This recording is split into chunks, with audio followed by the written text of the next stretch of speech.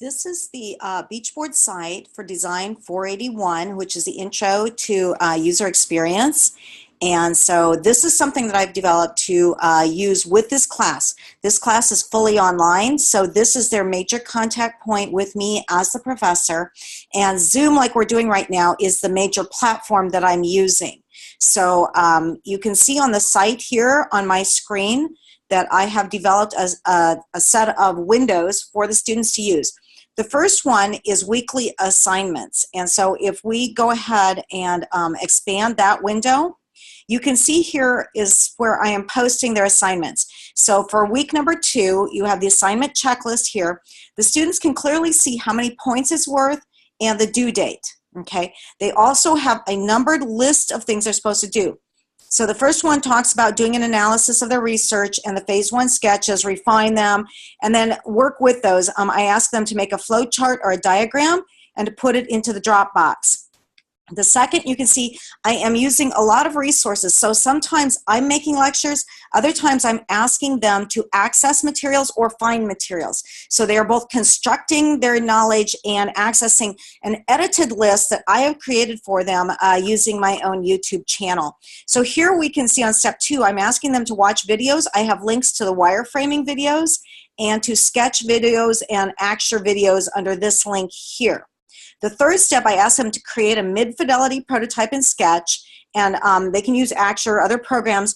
And then once they have got that finished, they put that into the Dropbox. Their fourth step said to create the document, the sketches and development of photos and charts, put that in the Dropbox. Try color variations. I always have a link to the Dropbox at the end of the step. And then on the sixth one, I asked them to fill out a guest worksheet. And so this link here will access the worksheet, which is actually resides over here in the content browser. But for each of the steps, I try to make it very easy. There's redundancy in the BeachBoard site, so if they can't find it here, they don't think to click the link, they can always look in the content browser and find it. And then the last thing I always say is put it in the Dropbox. And so we've got that. You can see if we go down here a little bit in the in this weekly assignment, you can see the first week I had a welcome message. I talked about what was going to be happening in the class, really setting it up for them. I talk about my office hours here. I have given them in this course, as a fully online course, 3 ways to meet their attendance. Okay, attendance becomes a little bit of a different subject than the traditional classroom attendance policy, although I personally feel it is very, very important to have an attendance policy for an online course purely to keep them engaged with the course. So what I ask for them to do is, here in the policy, is they can meet with me in one of the following 3 ways. Via online office hours. So each week I have office hours 7 o'clock, and either I have a guest speaker that they can log into, or I'm giving a lecture and I'm having office hours and meeting with them on Wednesday nights.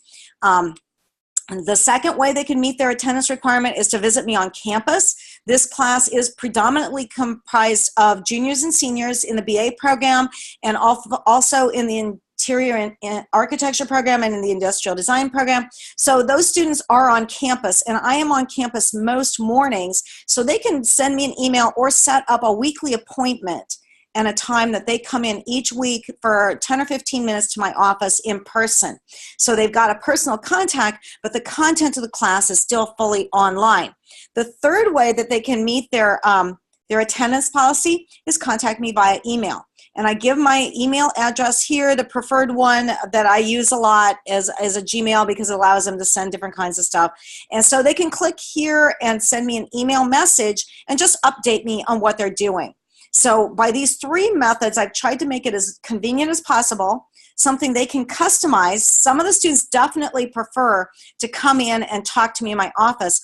Others, it's just more convenient to do the online method, or I also will give them an attendance credit for that week if they attend the live lecture.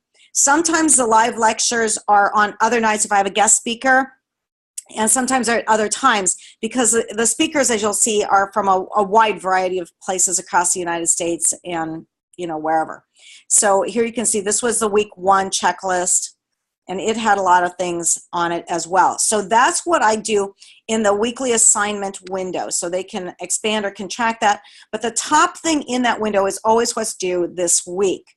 Now, you can see in the other windows that I've provided, I have the content browser, And in the content browser, you can see the syllabus, the project statement. So if I click on the project statement, in here I have the project statement itself, and I have worksheets for the 2 guest speakers that were associated with this project.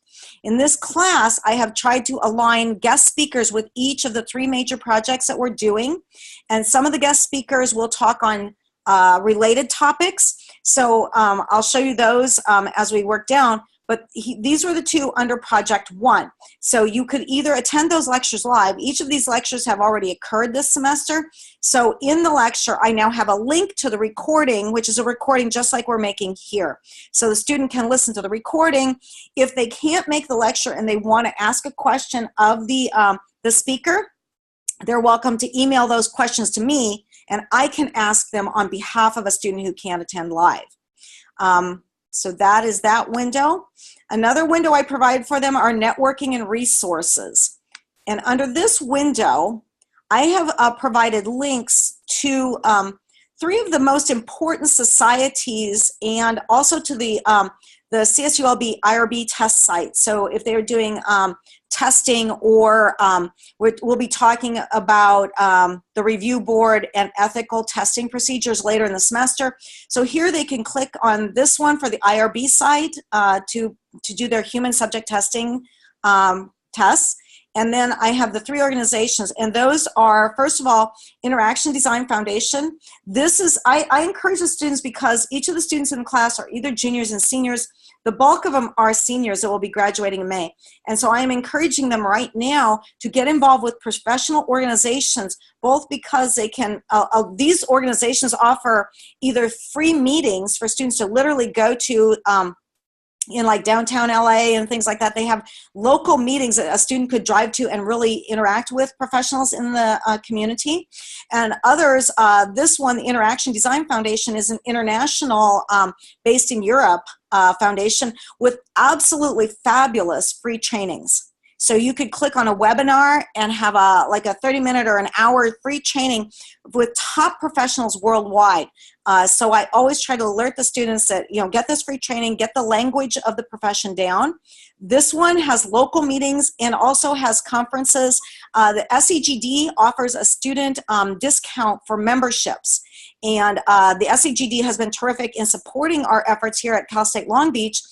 Their educational chair resides here in Los Angeles, and so he comes out every year for sure and attends crits and does guest discussions. He talks about the society and does in progress and final critiques for our seniors. So he's been very supportive, and this organization hires students who literally do exactly what our BA students are majoring in. So it's a terrific opportunity to meet the local profession.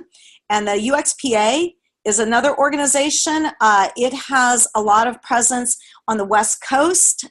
So there would be activity and meetings like in Seattle and things like that. And a lot of professionals nationwide are a member of the UXPA. So I definitely want my students familiar with these organizations. I want to link to them. I want to make it quick and easy for them to access. And any of the information that comes out from these organizations that I find useful, I post on our Cal State Long Beach Facebook page. So the students have access to that, making use of all of the digital tools and the digital connectivity with profession that I can make possible for the students. And I keep reminding them that it's right here under this networking and resources tab. Now, another resource that I have designed last year was the first year I did what's called the Design Online Lecture Series, and I mentioned at several points in my document because it actually has impacted several classes in different ways. Here you can see, if you expand on this, this is where I'm posting the links. So the most recent lecture was Anna Prisakari, and she is a VP of Marketing and UX. She is at a company called Praxic in Minneapolis. She's a recent graduate, and you can see this is the mobile app that her company just released, and she was in charge of the user experience design portion, testing of it, and getting feedback. And so I've provided images from the app that she's developing, a bio of what Anna does, and then some links here so that they could see her company she works at and a free download of this app to test. Now, in the lecture, because these lectures have already occurred, if you come back to the top, after the lecture happens, I post a clickable link to the recording. And so they can hear that recording. They will listen to the recording, and then they'll fill out the guest lecture worksheet, which asks them to identify different pieces of information about the lecture. The other lecture this semester that's already occurred was Renee Meyer-Ernst. Renee has started her own business on Etsy Marketing and Adoption Campaign, which is a virtual community of children who are adopted by American parents from foreign countries. And so Renee talked about developing the company, the importance of the branding and logo. She develops stickers and other fun things that are very popular among the adoption community and very much build a stronger sense of community. So she talked about how she was marketing the products, how she kept the site updated, how she developed new products, and how she developed the brand. And so that was very interesting to our students, because many of our students are very entrepreneurial and will go on to develop design-based businesses, much like Renee. And you can see here, I've got the links here. Another thing I encourage the students is, after they have listened to a student either live online on Zoom and heard that person talk and had a chance to visit with them, or listen to the lecture, that I encourage them to build a LinkedIn contact with these guest lecturers. And many of them have very large networks themselves, and those guests become an important first step for our students to build their professional network. So that is built into the online lecture series. You can see down here, let me move this for a second. I also have an archive, and I did that because each year, this was the first year I did it last fall and spring, and here we can see the lectures that took place last academic year. And if the students want to, I can point them back to these lectures. Stefan Gonchev is an interaction designer at Intel. He works in Sacramento at Folsom, and he's also a mobile app designer, and he's a mountain climber. And so in this lecture, Stefan Gonchev talks about his app, Gearmo, how he developed it with him and a friend of his, tested it, and are now marketing it online. And Stefan was both the UX designer and the programmer. So he literally talked about all the steps and the programming of the app. Another one is Vince Sonneson. He formed his own business called Balanced Position, and it is a mobile app for athletes, professional athletes, student athletes, college athletes who find themselves in need of mental health issues, anxiety, depression, and how to deal with the stress of being a high-performance athlete. And so here you can see his mobile app and his position. Another guest speaker was Bo Campbell. Bo Campbell is a UX designer, particularly working with inclusive UX for persons with aging, disabilities, and any sort of atypical health or mental cognitive level in the user. And he is a lead advisor for IBM. And this particular lecture was designed for the 482 class, which is inclusive UX. And so talking about design for all sorts of conditions: autism, cognitive disability, physical disability, and aging. One of the other previous lectures was on cool abilities, which is a research area that I am interacting with industry professionals on. Anson Call, he goes by the name A.B. Call, is both a science fiction writer and animator. So he writes his own stories and then puts augmented reality in the stories with animation. Absolutely fabulous. And you can see here, in his lecture, this is part of his 3D animation that he worked with. And so that was listed for the students. The Cool Abilities Project, once again, here was another Cool Abilities speaker. This is Sarah Harbachek, and her daughter Kyra. Here you can see Sarah, her mother, and her 21-year-old daughter Kyra, who has cerebral palsy. And they were talking about what they refer to as Kyra's cool abilities, and she spoke to the class about what her days are like and what her skills are like. And Kyra uses a eye tracking pad to talk with. And so we had an absolutely fabulous discussion with Kyra and Sarah. This fed into our Play IT project from 482. And you can see another cool ability speaker was Yenling Wang, who's a product design manager and UX person at Facebook. And she talked to us about her situation, both as a UX designer and the parent of a child with disabilities. And so she spoke about that. So you can see the archive here is a very important part and resource that I have been posting on various online and hybrid classes that I offer. I have started posting also the promotion for these speakers on the Facebook page. So anybody in the department who is on the CSULB Design Facebook page can see these speakers coming up and can contact me for a link. I need to send a link to them at the time of the speaker, and then anybody can log in. So this is our Design Online speaker series, and it's proved to be really, really flexible because we can get speakers from anywhere across the nation. So it doesn't matter if they're here, it doesn't matter if they have the time to fly to Long Beach or to come on campus. You can get almost anybody you want to do a 1-hour lecture, interactively answer questions, and the students have really enjoyed and gave great feedback in their worksheets talking about the guest speakers. Under the other area that I have on here is the content browser, and like I said, here we can see I've got all the project statements under here, the syllabus, the projects, and then the web and resource link. And I can also post things in here as needed. I can put for other things. Let me go to one of my other sites. Let's go under 344A, give you an example. This is a hybrid class. 344A and 344B are both hybrid. Here you can see in the hybrid class, I have the same weekly assignments area. So I've got things where they're watching videos, brainstorming, put these things in their Dropbox. If I go up here, let me show you. I've got the same content browser with the syllabus. And then the first project I'm working now is the point of purchase. And so in the point of purchase, I have the project statement and I have student examples. So they can come in here and they can go to any one of the student examples, and just by purely clicking on that, we can look at one here. Here's a poster. And so this is an example of a poster solution for the project. If we go back to the student examples under there, I also have process books. And so if we look at a process book here, this will pull in all of the things that a student would need to know to look at how a process book can be handled. And so it loads up. And then you can see this is the student's process book for this project. This was their brand research.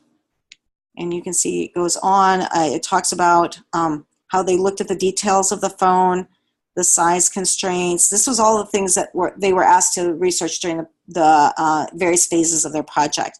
The graphic research. So here she was looking at store displays, going on. It talks about the less is more, the corporate philosophies, vision statement. So they look at the corporate vision, their philosophy with customer philosophies, their branding strategies, all of those things. And then down here you can see the point of purchase advertising display, which is the first project. And this is the floor plan or the footprint that the POP would take. You can see the elevations. They have a human scale reference. So if you were to pick the phone out on this display, this is the height of a person, and these are the two side views. Here you can see she has put this into the store, showing how it would work in that environment. Talked about the design features of it, the fluorescent backlit logo, material white acrylic, fluorescent lighting strip at the top, digital screen on the side panel. And so this is how a student could then understand how they would, how they would prepare their process book. If I click back here, I can go back to the home page. You can look in a Dropbox, and here are the Dropboxes that the students are working with. And you can see their projects are inside there. When I grade them, I click on here, and then I will attach a grade sheet. And so that is how the 344 is being handled. If we look at a 490, you can see this class is already finished, and this had their various weeks, the projects they were working on. If I go to their discussion board, they have a discussion, and they were adding things to the game boards. Here we can see in the discussion, they were asked to introduce themselves, put in some information about themselves. They could put in pictures, things about themselves, anything to introduce themselves. An introduction and discussion board for a class online is helpful because the class members start to know each other, and that's kind of a big deal. If we go to their drop boxes, here again, once again, you can see the drop boxes that they have created with the due dates and the refinements and the various phases and the final deliverables. And I keep a grade book. I keep attendance online so they can see that. I have a class list that I can use for sending out emails and contacts. And then the home page is always configured with the information that they need. And you can see here they were, the design lecture series were posted as they were happening. Okay. I'm going to go back to the course home. And there's senior projects 450. In 450, you can see here, they were being asked to do the resume, business card cover letters, the weekly assignments.